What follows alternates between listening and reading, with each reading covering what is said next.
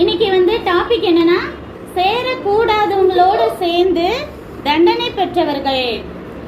அதாவது வந்து நம்ம லைஃப்ல எல்லார் கூடயும் நம்ம பழக முடியாது. ரொம்ப ஜாலியா எல்லாருமே எனக்கு ஃப்ரெண்டு தான் அப்படின்னு நீங்க இப்ப சின்ன பிள்ளைங்க இன்னசென்ட்டா இருப்பீங்க, எல்லாருமே நல்லா பழகுவாங்க. ஆனா பெரிய ஆட்கள் ஆக ஆக நிறைய பேர் என்ன செய்வாங்க, இந்த உலகத்துல நிறைய கெட்டவங்க இருக்காங்க, தேவனுக்கு பிரியம் இல்லாதவங்க இருக்காங்க. அப்ப நான் எல்லாரும் கூட நல்லா சோசியலா பழகுவோம், நாங்க அதெல்லாம் பார்ஷியாலிட்டி பார்க்க மாட்டோம் அப்படின்னு சொல்லிட்டு எல்லாரும் கூட பழகும் போது அவங்களோட கெட்ட பழக்கம் வந்துச்சுன்னா தேவன் வந்து சில தண்டனைகள் கொடுத்து நம்மளை திருத்த பார்ப்பாரு. அப்படி தண்டனை கிடைச்சா ஒரே ஒரு நபரை பத்தி நீங்க பார்க்க போறோம். அவர் தான் யாருன்னா சாலமோன் ராஜா. சொல்லுங்க, சாலமோன் ராஜா. அவர் யாருன்னா தாவீதோட மகன். சரியா? அப்ப மூணாவது ராஜா முதலாவது ஆலயத்தை கட்டினவர்.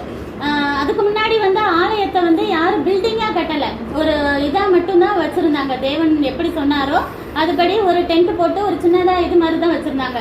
பெருசா யாருமே ஆலயத்தை கட்டல. ஆலயம்னா என்னது? சர்ச்சு. சர்ச்சை வந்து முதல்ல கட்டணும்னு நினைச்சது யாருன்னா